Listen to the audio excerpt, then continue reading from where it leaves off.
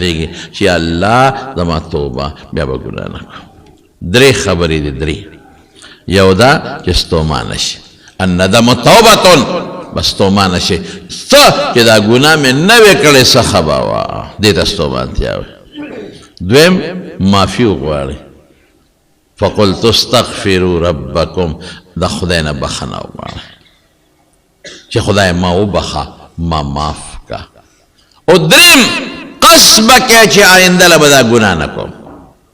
درې خبرې شي، ستومانه چې دا ګناه مې نه وې کړې څه خبه، توبه به وباسئ الله ما معاف کا، او آینده له به قصد وکړي چې دا ګناه به بیا نه کوم، بس خدای به دې وبخي. او که ډېر یېرېږې نو یو مونځ دی چې هغې ته صلات توبه وایي، هغه وکړئ او 2 رکعته مونځ وکړه، او بیا لاس الله ته اوچت که. خیر دی که د هغه عربي الفاظ نه راځي، لا اله الا الله الحلیم الکریم سبحان الله رب العرش العظیم، هغه دعا نه درځي، هسې د الله صفت وکړه. یا خدای ته قادر مطلق ذات دی، خدای ته سخي ذات دی، ته بخونکی خدایه، او زه ګناهګار یم الله دا مونځ مې وکړه، زما ګناه ماته وبخه. هغه الفاظ نه راځي، پروا نشته، به د خدای لږ صفتونه وکړه، ووایه چې زه ګناهګار یم، زه ګناهګار یم، ما ګناه کړې ده، ما معاف کا، الله به دې معاف کړي. او توبه باندې الله ډېر خوشحالېږي. مولانا روم صاحب رحمت الله علیه یو واقع لیکلی ده. مولانا روم صاحب ډېر لوی عالم وګورئ، ښه صوفي مو ډېر لوی عالم. وی د حضرت عمر د مثنوي کې شته، د حضرت عمر فاروق رضی الله عنه زمانه وه، په شرابو کلکه پابندي وه چې شراب به څوک نه څښي. یو مسلمانو او د یو ذمي یهودي عیسایي د هغه د کور نه راووته، د شرابو بوتل ورسره، شراب یې واخیستل، او چې څنګه د هغه کور نه راووته حضرت عمر فاروق یې ولیده، بس پوه سړي وي دا خو غرق شوم، د امیر المؤمنین په خپله ولیدم. یو خدای چې بل څوک را باندې ګوی وکړي، نه امیر المؤمنین په خپله ولیدم، او عمر هغه له خدای دومره روب ورکړی چې خلک به ترې لړزېدل. په بخاري شریف کې راځي، عبدالله ابن عباس غوندې سړی صاحب، د عباس رضی الله عنه زوی، د حضور پاک د تره زوی دی عبدالله ابن عباس، او د پیغمبر مبارک خدمت یې کړی دی، او خلکو به ډېر قدر او عزت کو. پیغمبر مبارک ورته د علم او د حکمت دعا کړې ده. او په بخاري کې راځي یو مسله کې مې سودا وه، او دا مسله به د عمر نه بل چاته نه وه معلومه. و یو کال په دې سوچ کې هم چې د عمر نه به دا تپوس څنګه کوم، یو کال. نو یو ځل ورسره په سفر باندې روان وم، نو یو دسماتي لته نو ما ورسره لوټه واخیسته، نو یې په لارې طبیعت برابر و، نو ما ورته وویل چې صاحب یو کال وشو، خو تا نه یېرېږم تپوس ته نه نشم کولی. ادوه خدین تتوبه الی الله چې قرآن شریف کې راځي قد صغت قلوبکما، نو دا کمې ښځې وې؟ وی ما ته وی چې ابن عباس یو کال ما نه یېرېږې تپوس ته شي کولی چې د دین مسله ده ته نی معلومه، تا ته پته چې ما سره شته فوري تپوس کوه، او جواب یې راله راکړه. دومره هیبت و د حضرت عمر فاروق رضی الله عنه. نو سړی دا خو ما شراب بوتل لاس کې دی، عمر ولیدم اوس به څه کېږي؟ یو خبره به راته وکړم، ګورې شراب هم نن ډېر عام دی، ښه بس د پیغمبر مبارک وینا ده چې قیامت پر راځي نو، او د قیامت نه مخکې به دا نښې خامخا پیدا کېږي، خو کوشش به مونږ کوو چې د هغې نښو مصداق مونږ ونه ګرځو، بس چې دا په مونږ کې خدای را پیدا نه کړي دا نښې.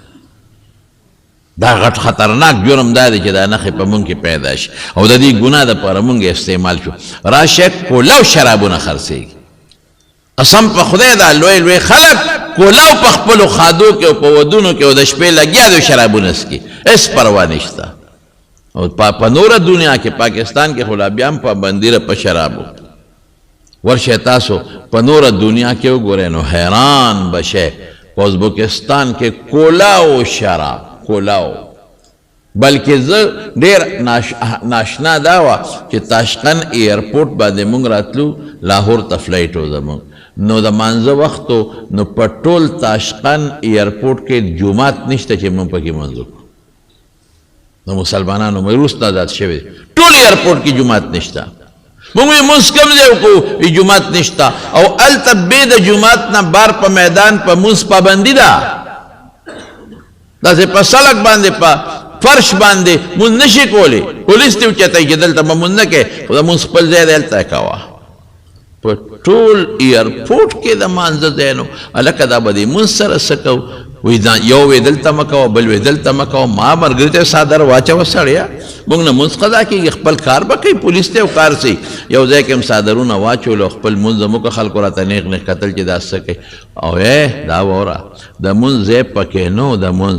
لیکن د شرابو ځای پکې و هلته یې لیکلي چې دا د شرابو دوکان او که څوک شراب څکي نو دې کوټه کې به څکي د شرابو د څکلو خپل ځای دی مخصوص او باقاعده پې د پاسه لیکلي و چې شراب دلته به څکې په میدان به نه څکې دلته څکه مصر کې په خدای مې دې قسم وي مصر کې کوم هوټل کې چې مونږ دیرو په کوم هوټل کې مونږ به پکې سار ناشته کوله کله هم پکې خوراک کو نو یو ورځ داسې انګریزان ناست و څه نور خلک مو هر چا ځان سره خپل بوتل راوړي په میز ناست و خپل شرابونه یې څکه هغه مصر چې صحابه فتح کړی په دوبۍ کې ورشه وګوره په ایرپورټ کې درته دوکانونه د شرابو کولاو دي مکمل کولاو او یو قسم نه ډېر ګران دي ما اوریدل چې بعض شراب یو بوتل په 50,000 او په 35,000 او په 55,000 روپۍ خرڅېږي داسې ګران شراب هم پکې شته او دا سپېره خلک یې څکي نو هغه هلک سره شراب و چې باروت حضرت عمر فاروق رضی الله تعالی عنه وکړ بس سړي وی خدای غرق شوم امیر المؤمنین په خپله ولیدم زر هغه بوتل نه څادر تو که او څادر یې په خپل ترخ کې کلک ونیوه او پړه کې په توبو ده چې خدای نن مې معاف کې څه چل لاله وکړه آینده له زما توبه ده که ما شراب وڅښل دا ګوره مولا روم صاحب لیکلی حضرت عمر صاحب بس راتیز شو او دا غریب رپیږي چې رپیږي وی ترخ کې څه دي وی صاحب څادر دی پکې روباسه څادر کې څه دي وی بوتل دی وی بوتل کې څه دي وی پی دي دروغ یې نو پی دې په لاس کې ولې نه نیسي چې څادر کې دې بنډلې څادر یې ترخ کې نیولې دی وی صاحب ګرم دي نو دروغ خو سړي د چل ښیي که ځکه مې څادر کې منډلې دی او ترخ کې مې څادر منډلې وی راوباسه د غریب وجود رپېږي چې ما خو دوه جرمه وکړل یو شراب دی بل مې دروغ ووی چې پی دی او ګرم دی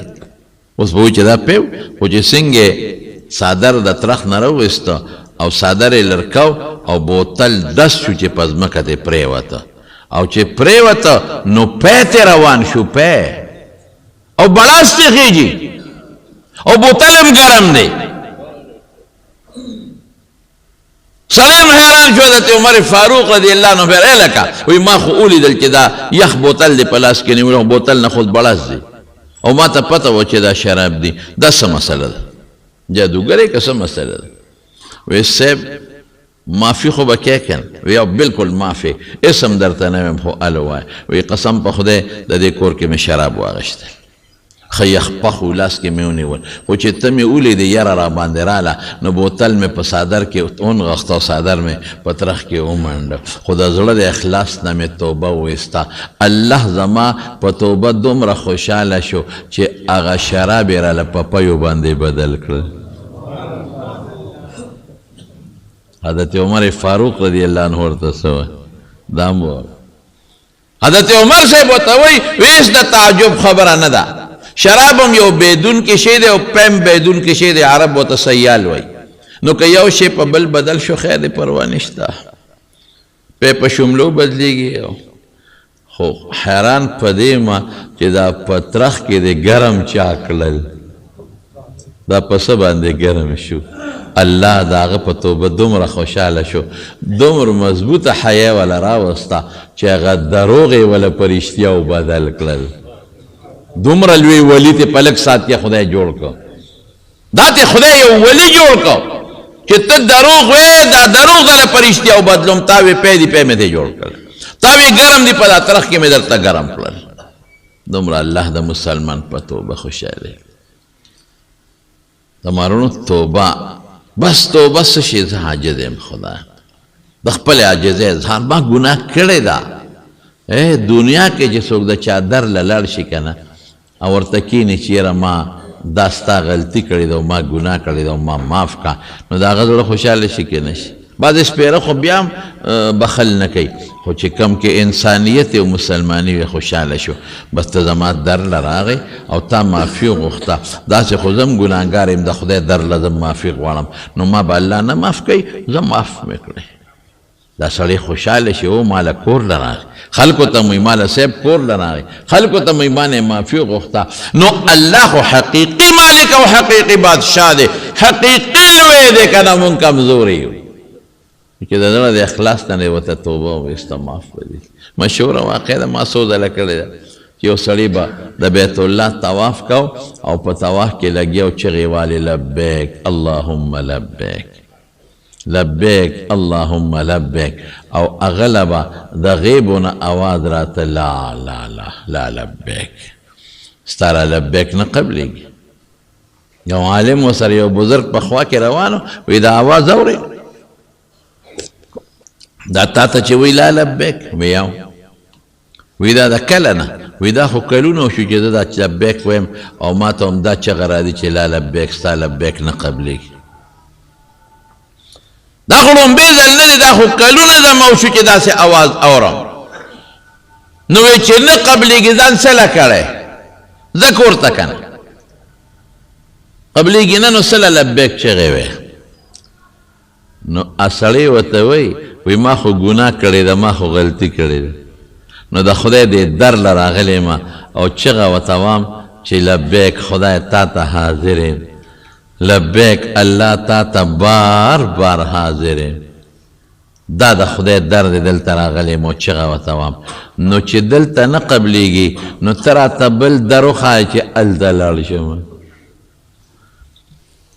چانه غلطي وشي خو د بل در له لاړ شي که نه ما ته خو دا در معلوم دی او دې له رالم او خدای ته چغه وام دلته نه قبلې بل در وښایه شابه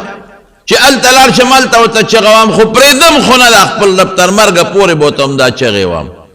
نو چې دا ټکي وې نو چې بل ځل ده بیا وي لبیک نو دوه ځله به وله اواز راته لبیک لبیک فرشتو به ورسره چغې والې لبیک لبیک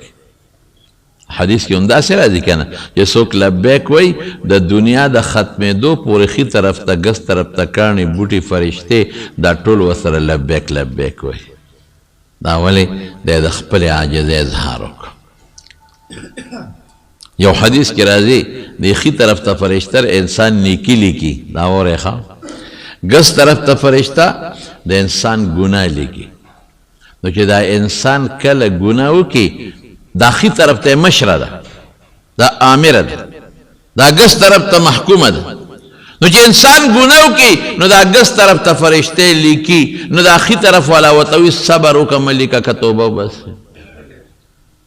نو چې لږ ساعت تېر شي نو قلم بیا راولي بیا لیکي نو دا ښي طرف والا ورته وایي لږ صبر وکړه که توبه وباسې مه لیکه